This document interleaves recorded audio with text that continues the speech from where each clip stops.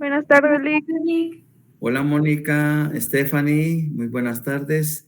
Damaris, muy buenas tardes. Buenas tardes, Lick. Catherine, buenas tardes. Susan, Jocelyn. Buenas tardes, licenciado. Hola Jacqueline, buenas tardes. Buenas tardes, licenciado. Hola Carlos André, buenas tardes. Marlene y Noemí, buenas tardes.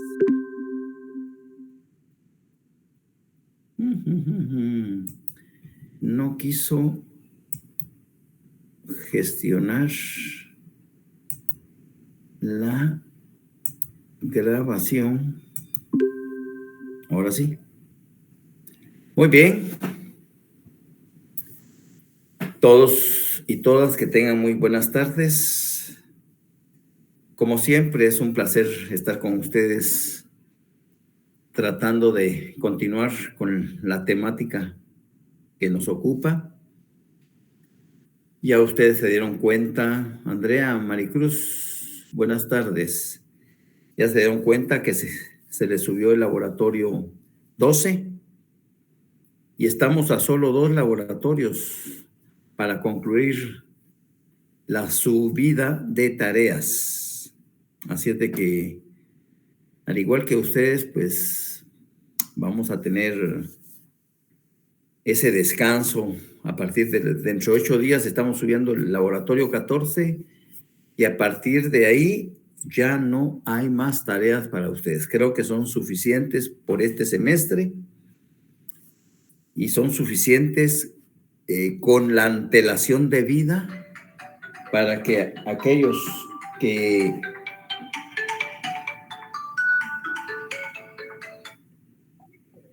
Mija, buenas tardes, estoy en clase. Devuelvo la llamada en la noche. Gracias. Entonces, ya ustedes a partir del 18 de marzo tienen todo ese resto de días, tienen todo el mes de abril y 4 días más de mayo para tratar de tener al día sus laboratorios. Con el laboratorio de hoy, hasta el 12, ese va a ser objeto de segundo examen parcial. Del 7, 8, 9, 10, 11 y 12 y la comprobación de lectura. ¿Ya? Y es de que, así es, José Pablo, ya ustedes están con la debida antelación, enterados. No pueden estar después preguntando, porque nos vamos de vacaciones el último viernes de este mes. La siguiente semana es la Semana Santa, entramos el lunes 10 y el martes 11 iniciamos segundos parciales. Así que, por favor, no bajemos la guardia, sigamos con ese entusiasmo, con esa disciplina, con ese orden.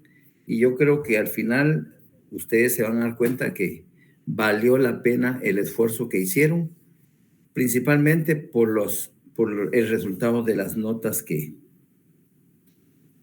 van a obtener.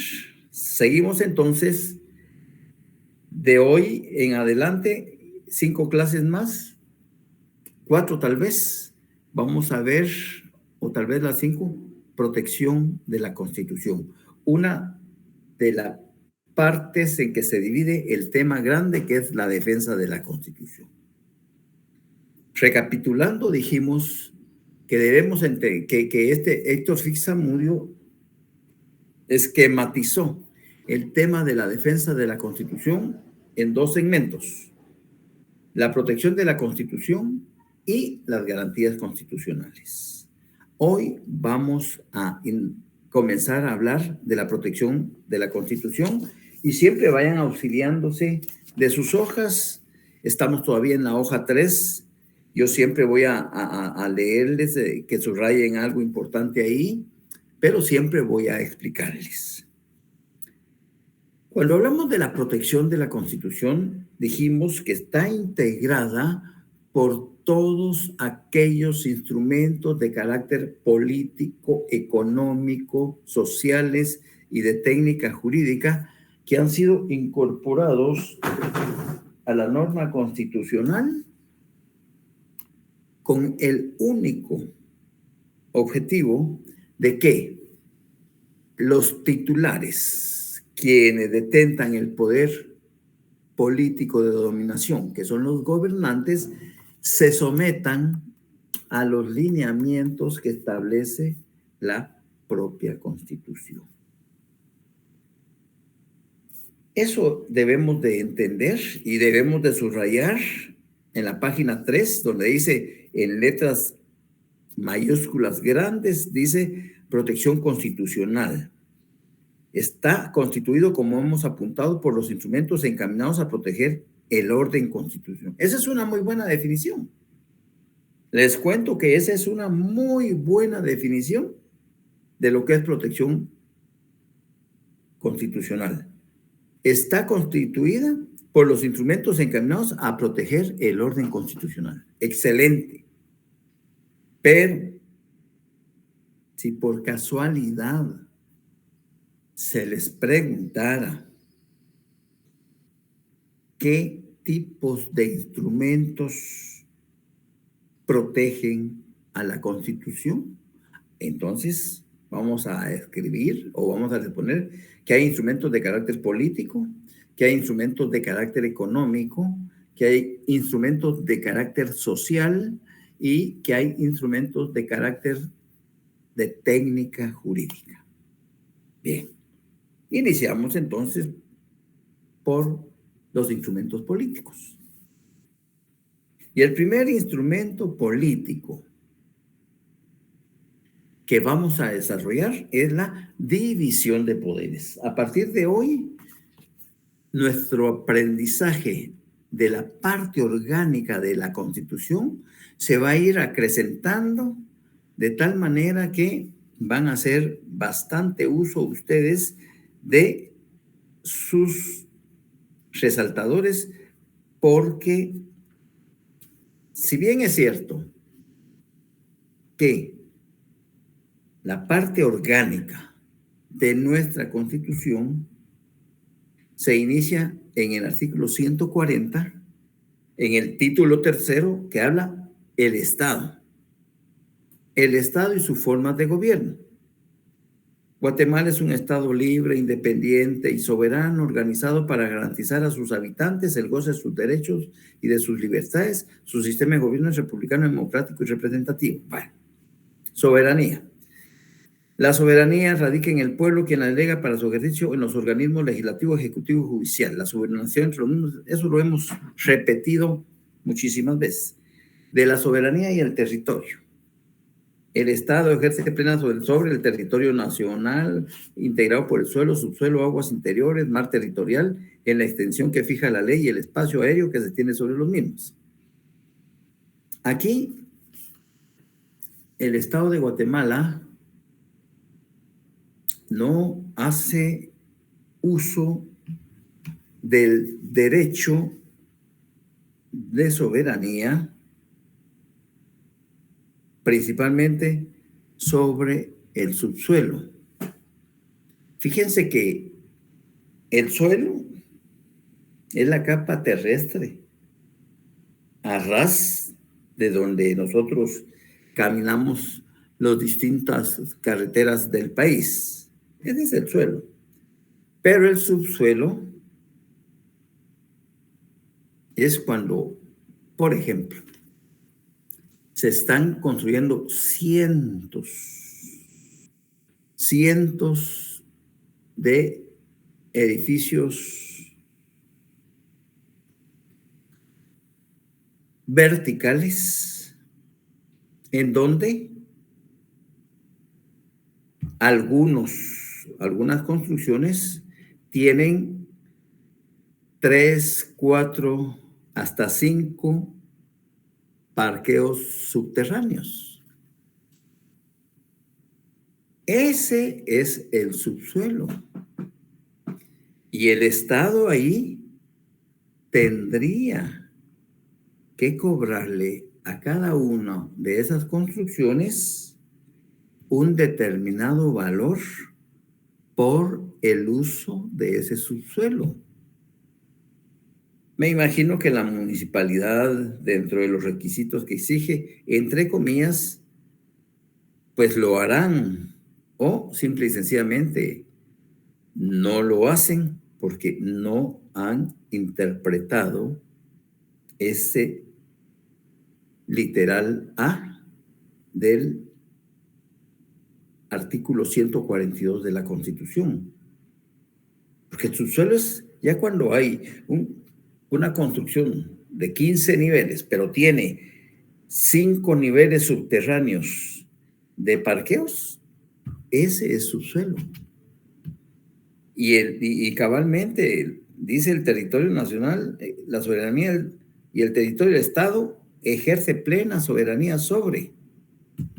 Y no sé cómo lo estarán manejando, pero debemos de entender no necesariamente solo las minas, la explotación de minas que hay en distintos departamentos del país, no solo a cielos abiertos, sino también en el interior del suelo. Entonces, allí el Estado de Guatemala ejerce plena soberanía y tiene derecho a ello. En cuanto al mar territorial, en la extensión, lamentablemente, pues ahí no tiene Guatemala como lo tiene México o Estados Unidos, que tienen 200 millas náuticas de soberanía. Nosotros apenas tenemos 2 millas náuticas. Y aún así, teniendo esas 2 millas náuticas, todavía vienen barcos pesqueros mexicanos a llevarse la pesca que está dentro de las aguas guatemaltecas. La mayor parte de los países del mundo poderosos tienen 200 millas de extensión de soberanía dentro del mar territorial. Países como el nuestro, pues apenas llegamos a 2 millas, pues es triste, pues, ¿ya? Luego habla de capítulo 2 de la nacionalidad y ciudadanía, habla del poder público en el título 4, lo que es el poder público que proviene del pueblo, etcétera. Pero donde a nosotros nos interesa la división de poderes es a partir del artículo 157, ¿ya? A partir del artículo 157 se inicia lo que es el organismo legislativo. Y esa división de poderes hace que realmente cada uno de los organismos del Estado cumpla con una función determinada que le es asignada por la propia Constitución. De esa cuenta, el Congreso de la República está integrado por diputados, que son los dignatarios de la nación y que representan los intereses de cada uno de los guatemaltecos. Según la ley electoral y de partidos políticos, tenemos un total de 160 diputados, de los cuales ustedes pueden poner un asterisco en el artículo 157 de su Constitución y poner un asterisco que diga ver harto 205 ley PP, partidos políticos. Ya con eso ustedes se ubican en la ley electoral y ahí dice de la integración del Congreso de la República. El Congreso de la República se integra con diputados electos en los distintos distritos electorales y por el sistema de lista nacional. Cada departamento de la República constituye un distrito electoral, con excepción del departamento de Guatemala, en el cual el municipio del mismo nombre comprenderá el distrito central y los restantes municipios constituirán el distrito departamental de Guatemala. El número de diputados distritales no excederá de 128, el cual será distribuido en la forma siguiente. Y ahí están los 22 departamentos, cada uno con el total de diputados que representan a ese departamento, atendiendo al número de pobladores que integran cada uno de los departamentos. Luego dice, los 32 diputados electos por el sistema de lista nacional constituyen el 25% del número total de diputados distritales que integran el Congreso de la República. Ustedes suman los 128 más los 32, hacen un total de 160 diputados al Congreso de la República. Muy bien. En la Constitución está íntimamente relacionado en su párrafo segundo del 157, que dice: cada uno de los departamentos de la República constituye un distrito electoral. O sea, son 22 distritos electorales. El municipio de Guatemala, por la cantidad de población que alberga, formará el distrito central. Y los otros municipios del departamento de Guatemala constituyen el distrito de Guatemala. Por cada distrito electoral deberá elegirse como mínimo un diputado. La ley establece el número de diputados que corresponde a cada distrito de acuerdo a su población.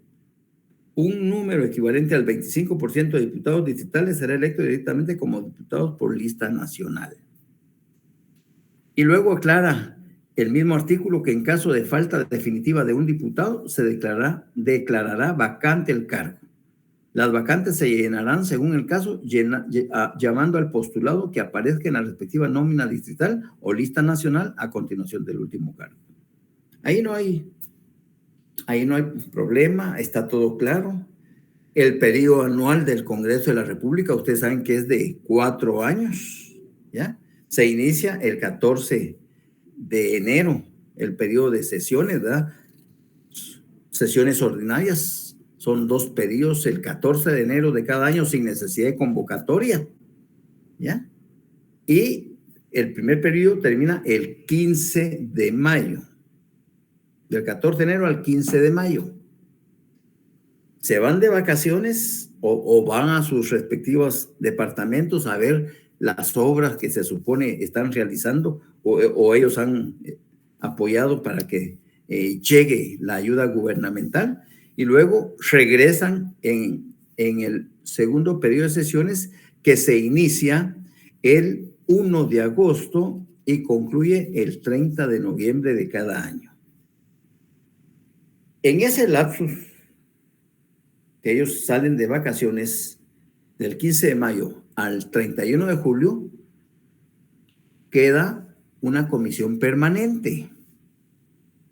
Y esa comisión permanente va a ser presidida por quien desempeña el cargo de presidente o presidenta de la Junta Directiva del Congreso, ¿ya?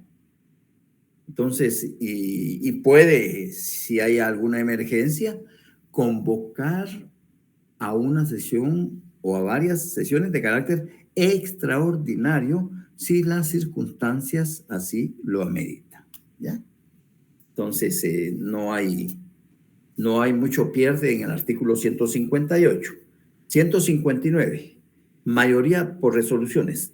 Las resoluciones del Congreso deben tomarse con el voto favorable de la mayoría absoluta de los miembros que lo integran, salvo los casos en que la ley exija un número especial. Mayoría absoluta es mitad más 1. Si son 160 diputados, la mitad, 80, más 1, eso ya se toma como sistema de mayoría. 160.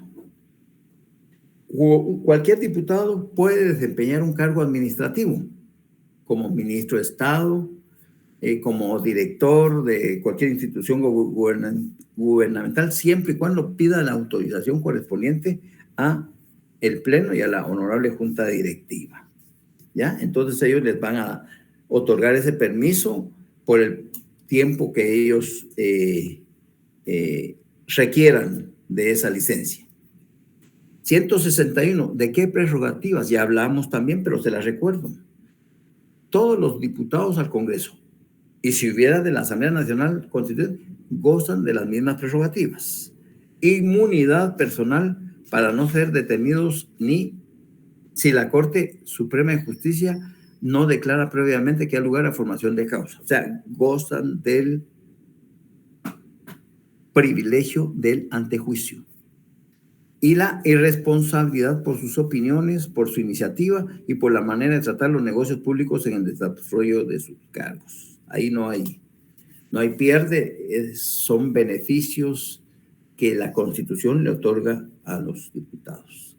Los requisitos, pues ser mayor, ser guatemalteco de origen y estar en el pleno ejercicio de sus derechos ciudadanos. La Junta Directiva y la Comisión Permanente. El Congreso elegirá cada año una Junta Directiva. Antes de clausurar su periodo de sesiones ordinarias, elegirá la Comisión Permanente presidida por el Congreso de la República, la cual funcionará mientras el Congreso no esté reunido. ¿Ya? Entonces, no hay mayor cosa en ese artículo en cuanto a discutir. Las atribuciones, pues igual estamos bien. Por ejemplo, aquí hay una calificación especial en el artículo 165 que dice declarar con el voto de las 2/3 partes. Es el artículo 165, literal J. Declarar con el voto de las 2/3 partes del número total de diputados que integran el Congreso la incapacidad física o mental del presidente de la República para el ejercicio del cargo. La declaración debe fundarse en dictamen previo de una comisión de 5 médicos designados por la Junta Directiva del colegio respectivo a solicitud. Esa es una calificación especial, ya no es mayoría absoluta, sino es una calificación especial. Otro también importante es desconocer, la literal G, desconocer al presidente de la República si habiendo vencido su periodo constitucional continúa en el ejercicio del cargo. En tal caso, el ejército pasará automáticamente a depender del Congreso. Cosas, ¿ya? Otra cosa importante es interpelar a los ministros del Estado. Ese es un control político, ya vamos a hablar de los controles políticos, pero es una de las atribuciones dentro de la teoría de los frenos y contrapesos que tiene el legislativo en función del organismo legislativo. El inciso L, la interpelación a los ministros de Estado.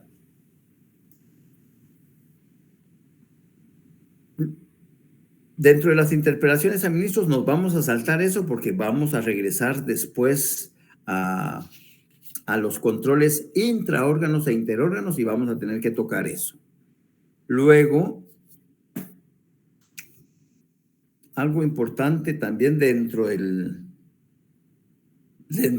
articulado que contiene el organismo legislativo sería ese artículo 168 que vale la pena que solo lo leamos y lo tengamos presente.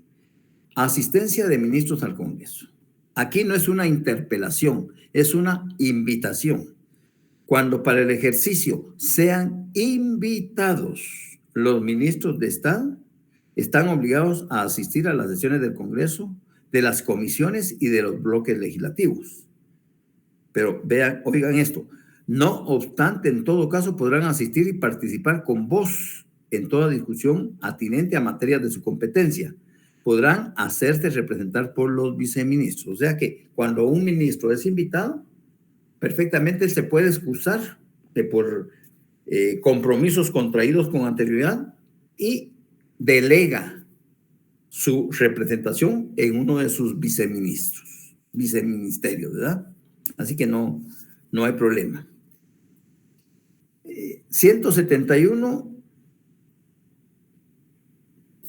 creo que algo importante sería la literal B, aprobar, modificar o improbar a más tardar 30 días antes de entrar en vigencia el presupuesto de ingresos y egresos del Estado. Eso es bien importante.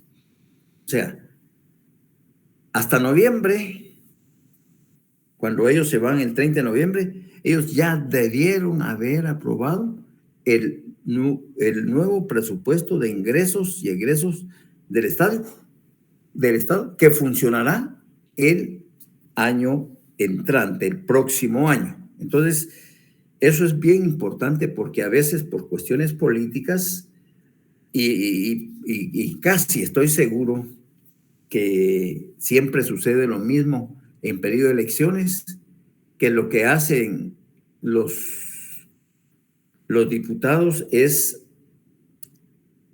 comenzar a discutirlo, pero no lo aprueban. Llegan al 30 de noviembre y no aprobaron el nuevo presupuesto que el gobierno que está de turno les envió con la antelación debida.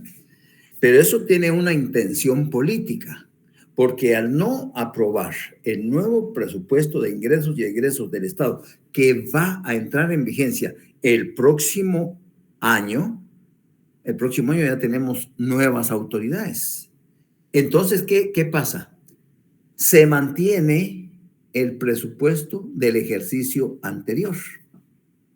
Es decir, que si en dado caso, en esta oportunidad, dependiendo quién vaya a ganar las elecciones, entonces los diputados manipulan perfectamente la aprobación o improbación del presupuesto y le dejan la pacaya a las nuevas autoridades, quienes tendrán que acomodar los compromisos que van a contraer en su primer ejercicio fiscal, en su primer año de gobierno, con el presupuesto anterior, en virtud que el solicitado por parte del Ejecutivo al Congreso de la República, pues no les dio la gana aprobarlos. Así de sencillo. Hay una manipulación perversa. Depende, insisto, de quién vaya a quedar electo como presidente y vicepresidente. Porque si es de los mismos que componen o que integran el actual Congreso, pues lógicamente que sí le van a apoyar y van a aprobar el nuevo presupuesto solicitado por el Ejecutivo. Ahora, como nosotros sabemos que vamos a elecciones en junio y que si no hay mayoría absoluta en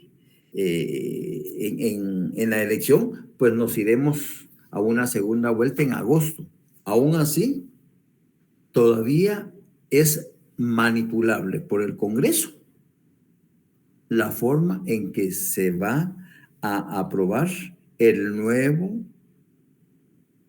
presupuesto de ingresos y egresos de la nación.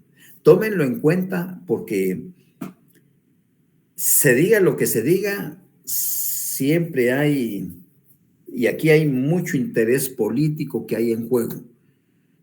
Y si el ganador para los cargos de presidente y vicepresidente, o la ganadora para los cargos de presidente, no es del agrado del actual pleno de diputados, entonces segurísimo que no van a aprobar el nuevo presupuesto, para que desde el inicio comience con problemas de desfases, de desbalances económicos, financieros, porque no tiene los recursos que fueron solicitados con la antelación por el Ejecutivo para ser aprobado. Entonces, esa literal B es bien importante.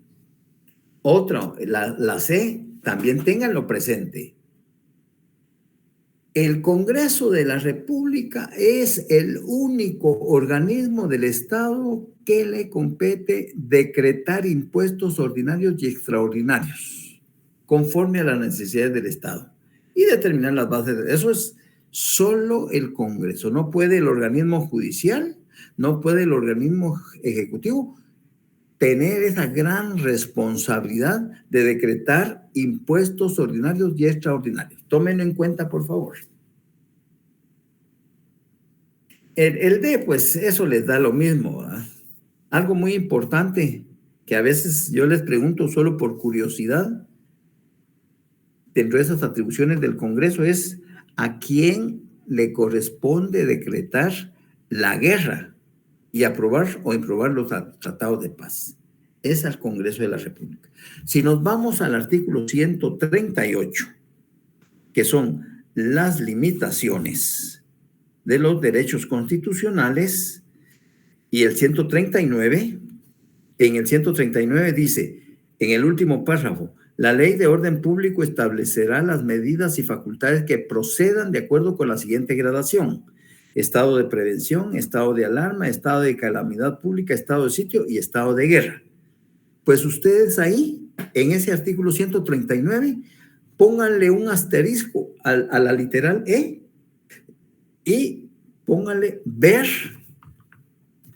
art 171F o pónganle Congreso República. Entonces ya ustedes están haciendo su tela de araña y ya saben que al Congreso de la República le corresponde declarar la guerra, aprobar o improbar los tratados de paz. O sea, es una de las que me parece vale la pena de tomarla en cuenta. Luego hay otras atribuciones, pero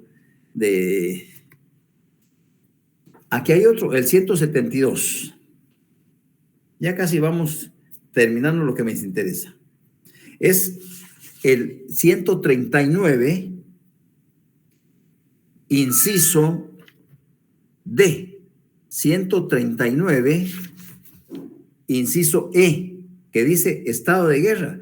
Pónganle asterisco ahí y ustedes pónganle ver art 171F, porque ya ustedes hicieron su tela de araña y ya saben que el estado de guerra le corresponde decretarlo al Congreso.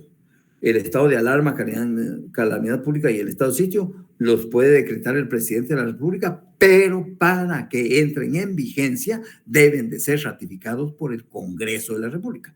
Mientras que el estado de prevención no. El estado de prevención no necesita de ser aprobado por el legislativo. Unilateralmente el ejecutivo dispone y no puede exceder de 15 días, pero sí puede extenderlo. O sea, puede prorrogar y puede prorrogar y puede prorrogar, ¿ya? Siempre tendrá que informarle al Congreso, pero no necesita ratificación. Los otros tres sí: alarma, calamidad pública, estado sitio. A esos pónganle una flechita, ratificar por el Congreso. Entonces ya ustedes ya saben que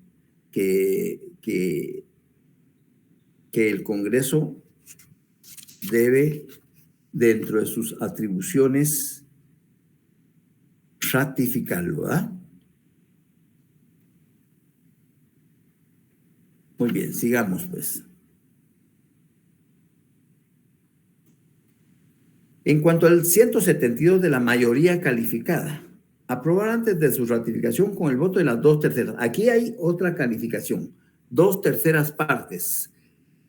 160 multiplicado por 2 dividido 3, 107 votos, 107 diputados. Aprobar antes de su ratificación con el voto de las 2/3 partes del total de diputados que integran el Congreso los tratados, convenios o cualquier arreglo internacional. ¿Cuándo? Y ahí se refiere, ¿verdad? Se refieren al paso de ejércitos extranjeros por el territorio nacional o el establecimiento temporal de bases militares extranjeras y afecten o puedan afectar la seguridad del Estado o pongan fin al estado de guerra. Bueno, ahí no hay problema. Procedimiento consultivo, 173. Este procedimiento consultivo está íntimamente ligado, recuérdense, con el 280, con las reformas a la Constitución. Las decisiones políticas de especial trascendencia deberán ser sometidas a procedimiento consultivo de todos los ciudadanos. La consulta será convocada por el Tribunal Supremo Electoral a iniciativa del Presidente de la República o del Congreso de la República, que fijarán con precisión la o las preguntas que se someterán a los ciudadanos. O sea, aquí lo importante del procedimiento consultivo es que es un mecanismo rígido que sirve para cualquier otra reforma que se pretenda hacer en la Constitución y que no sean ni las propiamente dichas contenidas en el 278, ni las del artículo 281. Es la del 280, la atenuada, la rigidez atenuada, está íntimamente ligada, porque dice, para cualquier otra reforma, el Congreso de la República, con el voto afirmativo de las 2/3 partes del total de diputados que lo integran, la debe de aprobar.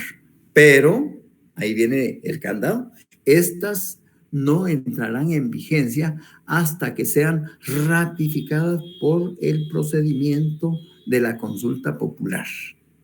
Entonces ahí se vuelve otra vez rígida la cuestión.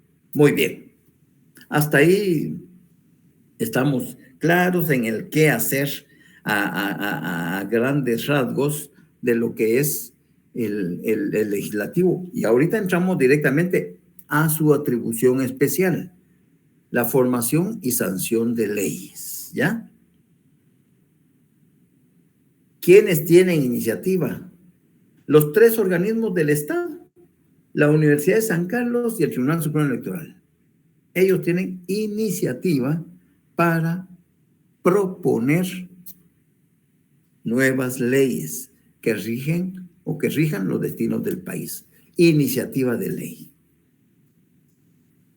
Aquí hablamos de la jerarquía constitucional, el 175. Ninguna ley podrá contrariar las disposiciones de la Constitución. Las leyes que violen o tergiversen los mandatos constitucionales son ipso iures, o sea, son nulas de pleno. Son nulas de pleno, pero para ser efectiva esa nulidad, debo de entablar un procedimiento ante la Corte de Constitucionalidad que se llama inconstitucionalidad de leyes de carácter general. ¿Por qué? Porque ninguna ley debe contravenir a la norma constitucional. Bien. Las leyes calificadas como constitucionales. ¿Cuántas leyes tenemos nosotros calificadas como constitucionales? 5.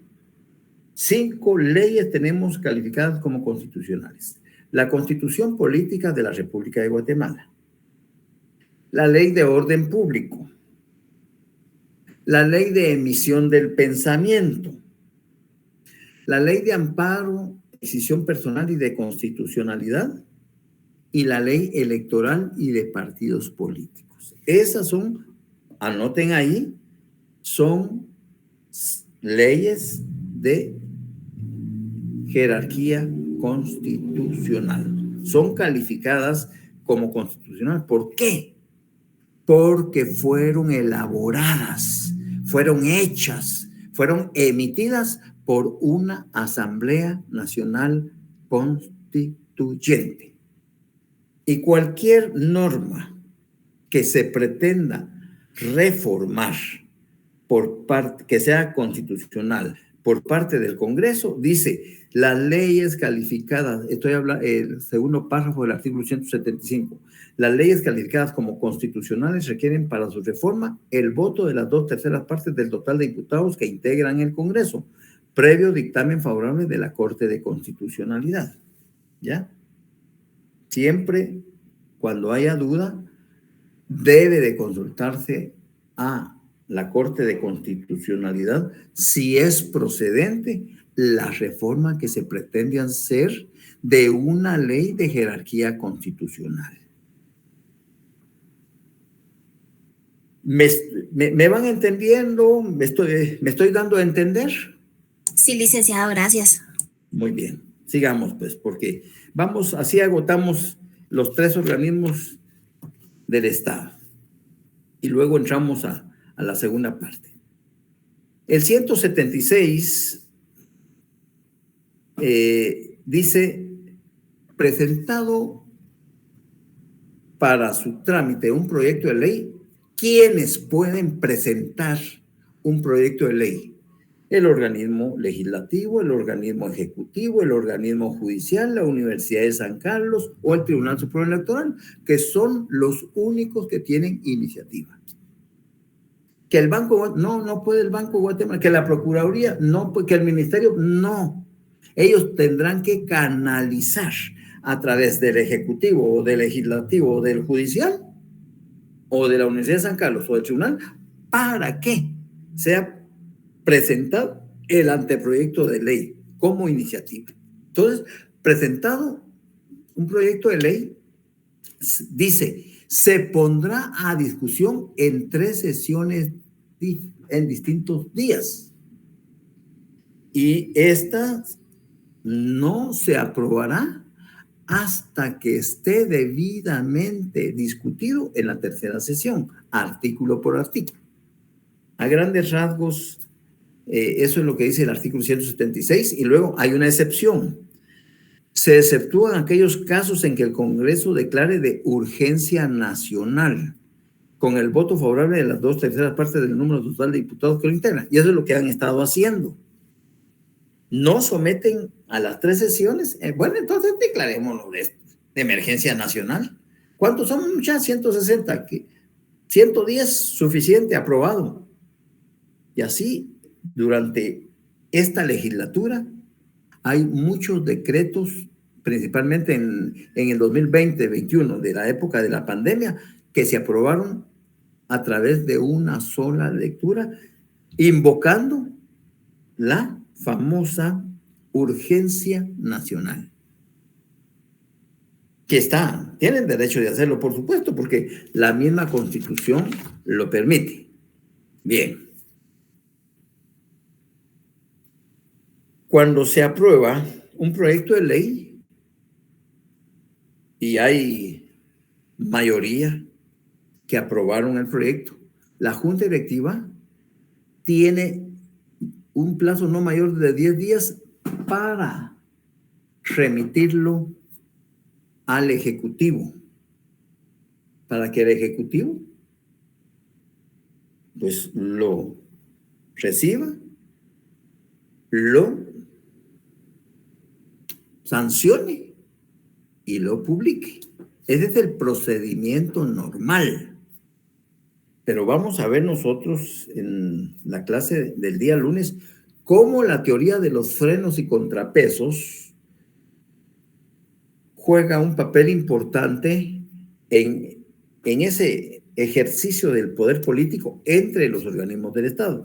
Actualmente, pues no hay mucha rivalidad, no hay, sino lo que hay es mucha complacencia por parte del legislativo hacia el ejecutivo y del ejecutivo hacia el legislativo. Hay mucha camaradería, son del mismo equipo, pues.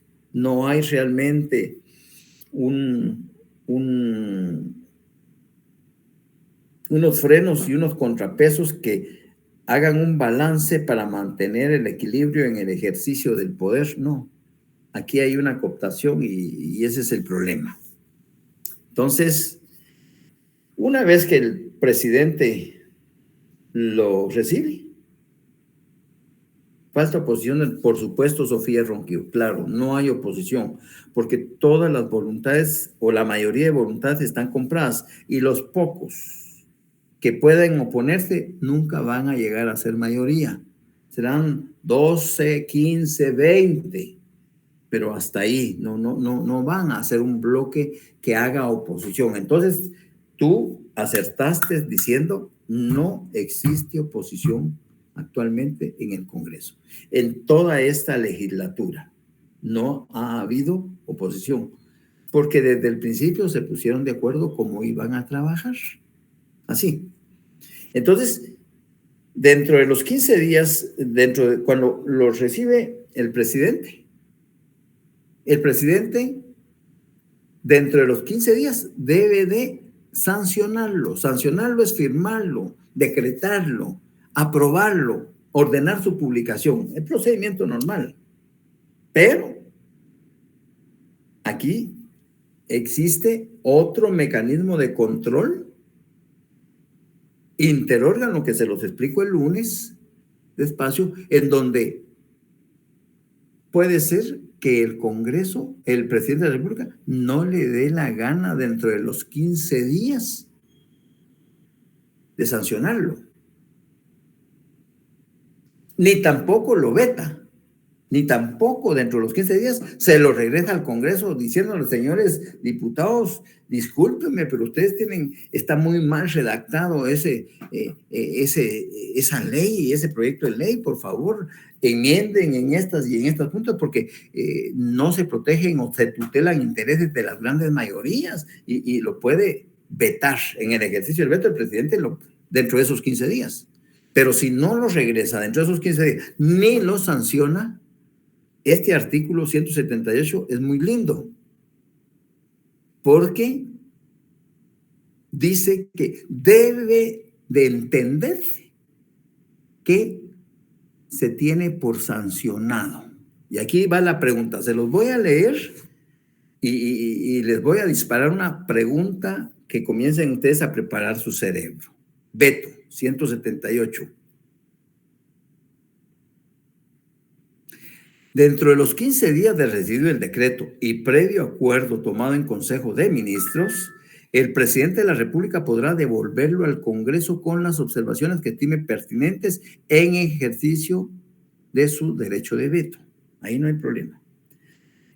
Las leyes no podrán ser vetadas parcialmente. Es decir, las leyes se vetan totalmente. No, mire, me parecen estos 10 artículos, pero del 11 al 18, eso sí, no, eso no.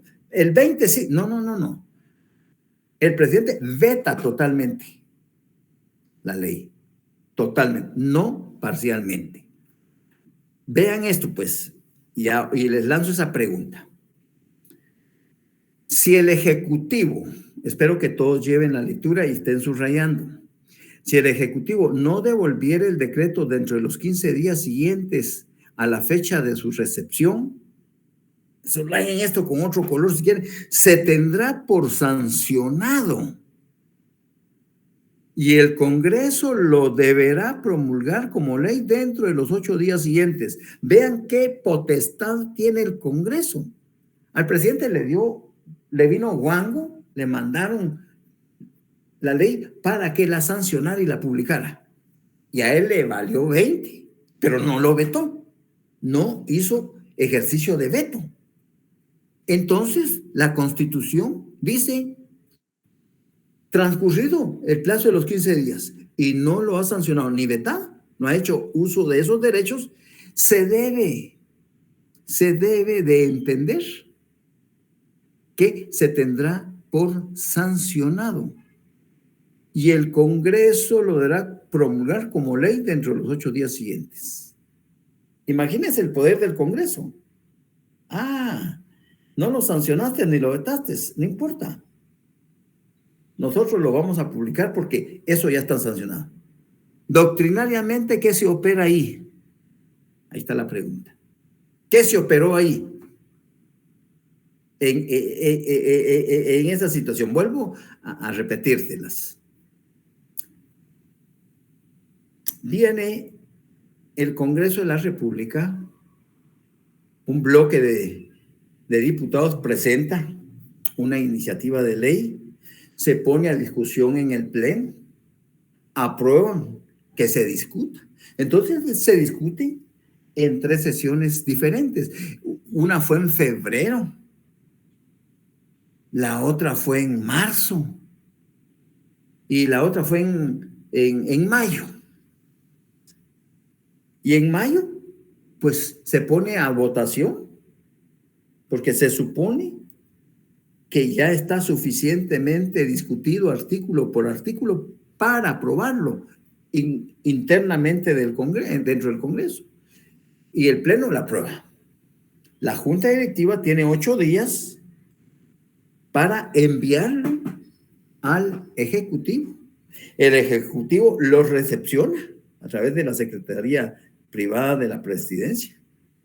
Lo recibe se lo traslada al presidente. El presidente reúne a sus ministros y tienen 15 días para oponerse, es decir, vetarla o sancionarla. Pero de ahí que se ponen ahí y se pasan los 15 días y se pasó un mes. Entonces, según la Constitución, en virtud de que no hubo ejercicio del veto por parte del presidente, ni tampoco se sancionó por parte del presidente, se debe de entender que está sancionada. Entonces viene el Congreso y a su costa ordena su publicación en el diario oficial, Diario de Centroamérica, y ya es ley. ¿Qué se operó ahí, doctrinariamente hablando?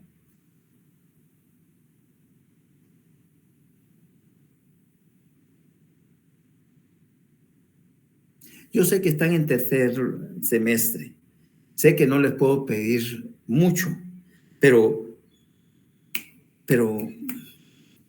se operó el silencio administrativo positivo.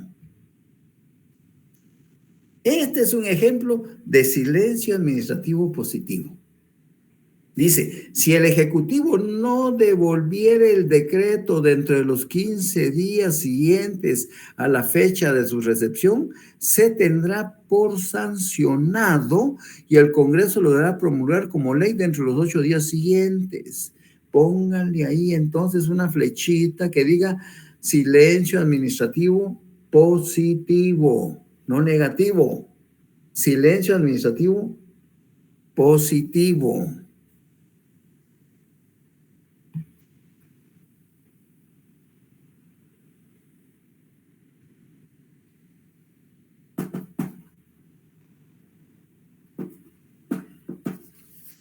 Luego hay un artículo también que me gustaría que lo tomaran en cuenta para ese artículo del veto, el 178,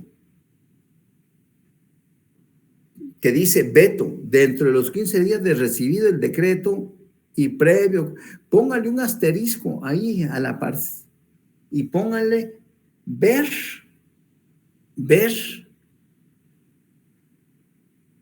hartos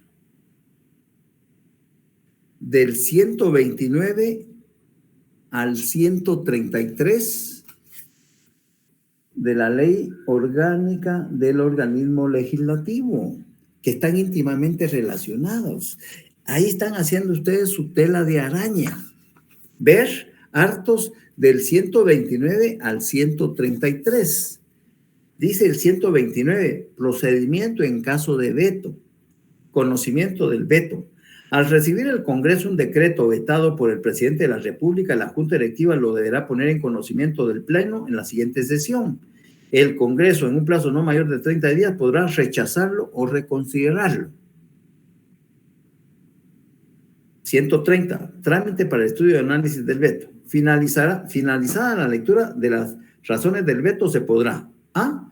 Aceptar las razones del veto emitiendo el acuerdo respectivo. B. Rechazar el veto mediante el acuerdo correspondiente. C. Remitir el expediente a la comisión que hubiere dictaminado sobre la iniciativa original o disponer de que una comisión especial creada solo para ese efecto estudie y dictamine sobre el veto. Obtenido el dictamen respectivo, se pondrá en conocimiento de ello al Pleno, dando lectura para el efecto del dictamen de la comisión original. Si lo hubiere, a los antecedentes pertinentes, al decreto aprobado por el Congreso, al veto y la nueva opinión y dictamen emitidos por la comisión que hizo estudio del veto. Rechazo del veto. Terminada la lectura a que se refiere el artículo anterior, se podrá dar discusión el asunto en un solo debate y agotada la discusión, se pasará a votar sobre el rechazo o no del veto. Si no fueren aceptadas las razones del veto y el Congreso lo rechazare con el voto de las 2/3 partes del total de sus miembros, el Ejecutivo, o vean otro poder, el Ejecutivo deberá obligadamente sancionar y promulgar el decreto entre los 8 días siguientes de haberlo recibido.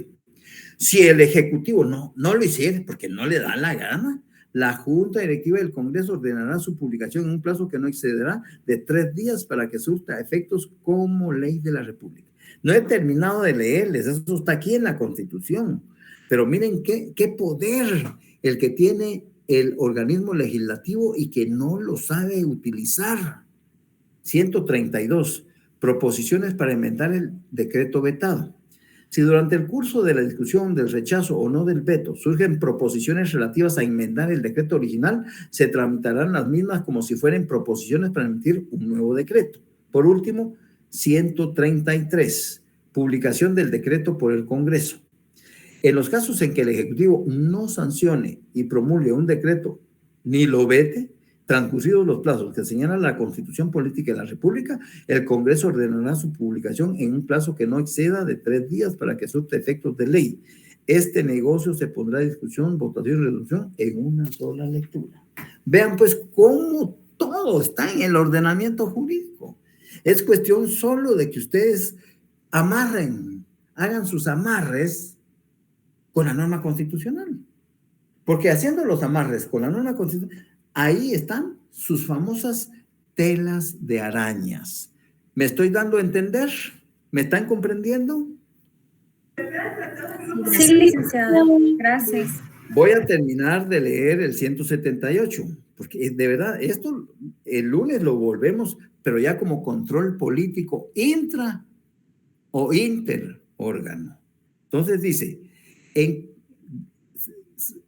voy a repetir, si el Ejecutivo no devolviera el decreto entre los 15 días siguientes a la fecha de su recepción, se tendrá por sancionado y el Congreso lo deberá promulgar como ley dentro de los 8 días siguientes. En caso que el Congreso clausurare sus sesiones antes de que expire el plazo en que ejercitar el veto, el Ejecutivo deberá devolver el decreto dentro de los primeros 8 días del siguiente periodo de sesiones ordinarias. Es decir, el primer periodo de sesiones ordinarias, el Congreso sale el 15 de mayo, pero el 10 o el 11 de mayo remite la ley para que sea sancionada por el presidente. Pero el 15 se van de receso. Entonces, el presidente si lo va a vetar, tiene que esperar a que regresen al segundo periodo de sesiones ordinarias, que es el 1 de agosto, y dentro de los 8 días, tal y como dice ahí, siguientes, deberá de hacerle saber lo que es el veto. ¿Ya? 179. Y con esto, por lo menos termino el legislativo. Primacía legislativa. Devuelto el decreto al Congreso de la Junta, o sea, lo vetó. En el ejercicio del veto, el presidente entre los 15 días lo vetó. Devuelto el decreto al Congreso, la Junta Directiva lo deberá poner en conocimiento del Pleno en la siguiente sesión. Y el Congreso, en un plazo no mayor de 30 días, podrá reconsiderarlo o rechazarlo. Si no fueren aceptadas las razones del veto y el Congreso rechazar el veto por las 2/3 partes del total de sus miembros, el Ejecutivo otra vez deberá obligadamente sancionar y promulgar el decreto dentro de los 8 días siguientes de haberlo recibido. Si el Ejecutivo no lo hiciere, la Junta Directiva del Congreso ordenará su publicación en un plazo que no excederá de 3 días para que surta efectos como ley. Vean el gran poder de soberanía que detenta el organismo legislativo en contra del Ejecutivo. Pero aún así, estos señores diputados se plegaron al Ejecutivo, no porque realmente ellos deberían de estarle marcando el paso al presidente de la República, pero lamentablemente ha pasado lo que pasa. Vigencia. La ley empieza a regir en todo el territorio nacional 8 días después de su publicación íntegra en el diario oficial, a menos que la misma ley amplíe o restringe dicho plazo o su ámbito territorial de aplicación. Y por último, las disposiciones del Congreso no necesitan de sanción de Ejecutivo. Todo lo que el Congreso, dentro de su ley orgánica, vaya a reformar, no necesita de la sanción del Ejecutivo. Las disposiciones del Congreso relativas a su régimen interior y las contenidas en los artículos 165 y 70 de esta Constitución son parte de lo que les acabo de hablar. ¿Dudas, preguntas? ¿Estamos claros?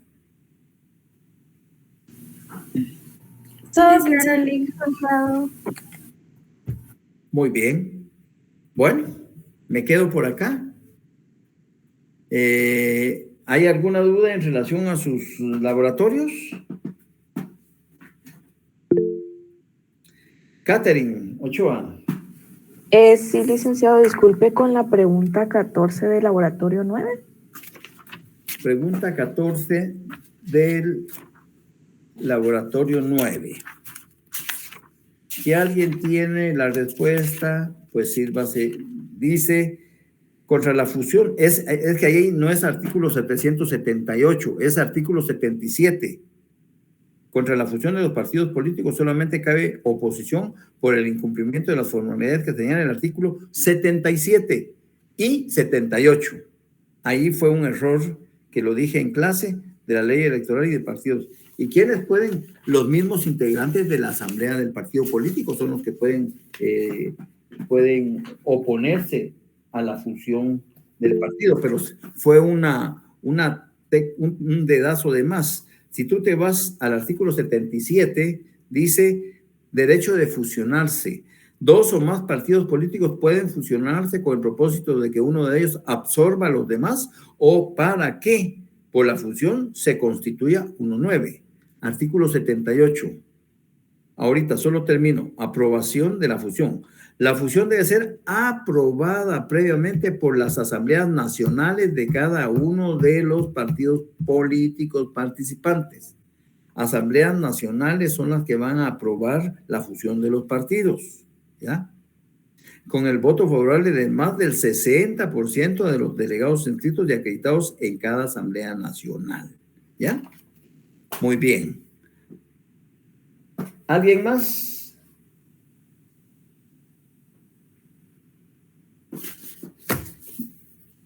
Jocelyn. Sí, licenciado, yo tengo duda con la pregunta 30 y 31 del laboratorio 9. Sucede que la respuesta de esas dos preguntas, los artículos en la ley electoral de partidos políticos dice que se suprime, entonces no sé si sí vale la respuesta. Ahí te tenés que ir a los medios de impugnación. Ahí en la ley electoral y de partidos políticos tienes que buscar los medios de impugnación. Esos medios de impugnación te señalan varios artículos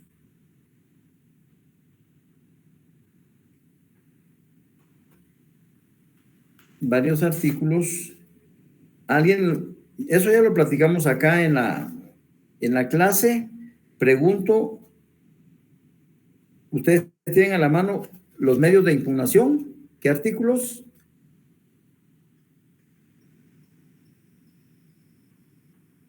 Ahorita, permítame, pues yo lo tengo subrayado. Medios de impugnación, 187. 187, que dice, puedes hablar depende de la resolución aclaración y ampliación, está la revocatoria, está la apelación y el recurso extraordinario de amparo, ¿ya? El 192. Objeto del amparo.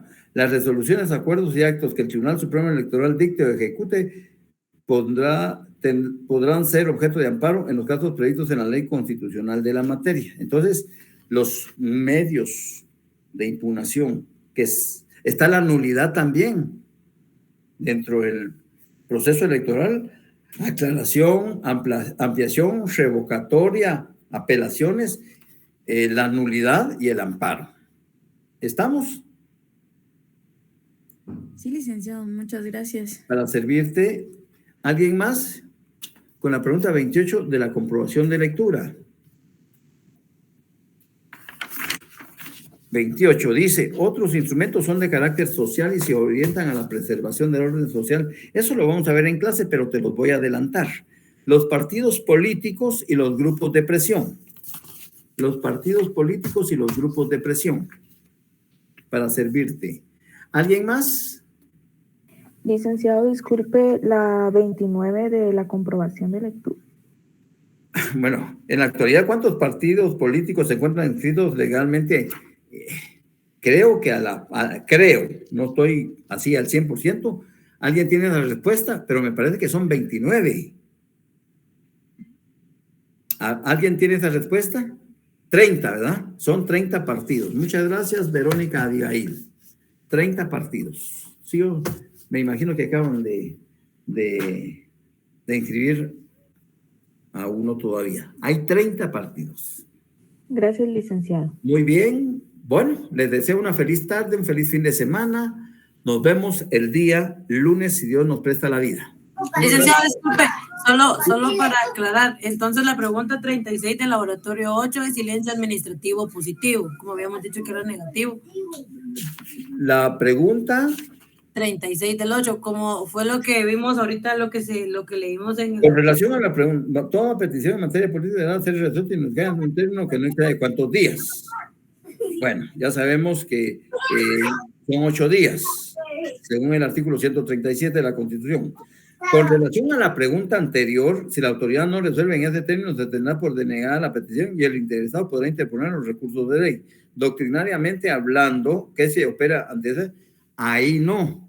Aquí es silencio administrativo negativo, porque debo de entender que la resolución me va a ser desfavorable.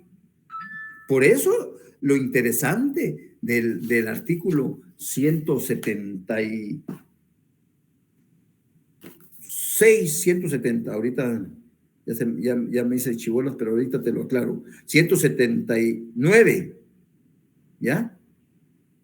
178, 179. Ahí hay dos silencios administrativos, pero de carácter positivo. Porque dice, si el Ejecutivo no devolviera el decreto dentro de los 15 días siguientes a la fecha, se tendrá por sancionado, o sea, es a favor, se tendrá por sancionado, y el Congreso lo dará, es en el 178, ¿ya? Entonces, ahí, y luego en el 179 dice, devuelto el decreto al Congreso, la Junta Directiva lo deberá poner en conocimiento del Pleno en la siguiente sesión. Y el Congreso, en un plazo no mayor de 30 días, podrá reconsiderarlo o rechazarlo. Si no fueren aceptadas las razones del veto y el Congreso rechazare el veto por las 2/3 partes del total de los miembros, el Ejecutivo, o bien, el Ejecutivo deberá obligadamente sancionar y promulgar el decreto dentro de los 8 días siguientes de haberlo recibido. Y luego dice, si el Ejecutivo no lo hiciere, hay una negativa, la Junta Directiva del Congreso ordenará su publicación en un plazo que no excederá de 3 días. Aquí se opera otro silencio administrativo, pero de carácter positivo. ¿De acuerdo? ¿Estamos? Buenas tardes, licenciado. Perdone, mire, una última pregunta. Es sobre la comprobación de lectura. Es que fíjese que yo no encontré las clases de rigidez constitucional. No sé si podría ayudarme usted con eso, por favor. ¿Has entrado a las clases? Sí. Y cuando vimos la rigidez, que yo les dije que la rigidez es una sola, pero para efectos didácticos hablamos de la rigidez propiamente dicha, atenuada y petrificada. Ay, sí, perdón. Pero, ¿cómo dijo? Perdón, rigidez. Ay, perdóneme. Feliz fin de semana, un abrazo. Gracias. Feliz fin de semana. Feliz tarde, licenciado.